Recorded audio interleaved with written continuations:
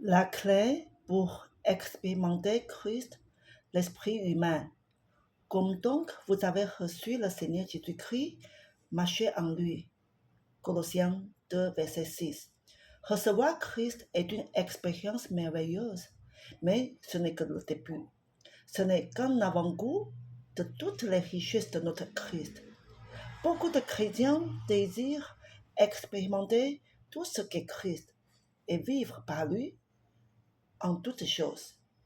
Nous espérons que ce chapitre aidera ces personnes à entrer dans l'expérience d'une marche quotidienne avec Christ, notre vie. Colossiens 3, verset 4. Commençons par une illustration. Avant d'entrer dans une pièce dont la porte est fermée à clé, nous devons posséder la clé et savoir nous en servir. De la même façon, avant de pouvoir entrer dans la réalité de l'expérience de toute la plénitude de Christ, nous devons connaître la clé et savoir comment nous en servir. L'objectif de ce chapitre est de vous montrer la clé. Si nous connaissons la clé et que nous savons nous en servir, nous possédons le secret qui nous permettra d'ouvrir la porte de l'expérience de toute la plénitude de Christ abondant qui est notre vie. C'est pourquoi la clé est d'une extrême importance. Un verset très important du Nouveau Testament est 1 Thessaloniciens 5, verset 23. Que le Dieu de paix vous sanctifie lui-même tout entière, que tout votre être, l'esprit et l'âme et le corps soient conservés sans reproche à l'avènement de notre Seigneur Jésus-Christ. L'homme est constitué de 3 parties, l'esprit, l'âme et le corps. Il existe 3 parties distinctes en un seul être humain.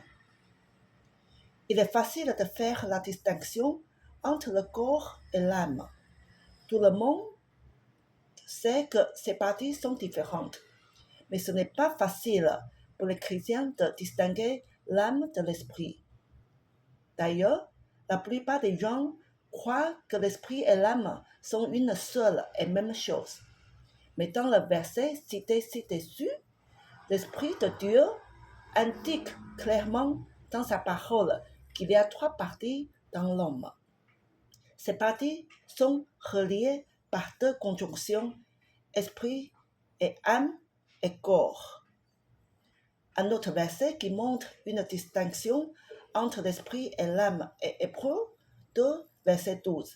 Car la parole de Dieu est vivante et efficace, et plus pénétrante qu'aucune épée à 2 tranchants. Et elle atteint jusqu'à la division de l'âme et de l'esprit. L'âme et l'esprit ne sont pas identiques, car ce verset nous indique qu'ils peuvent être séparés. L'âme est l'âme, et l'esprit est l'esprit. Et ces deux éléments doivent être séparés.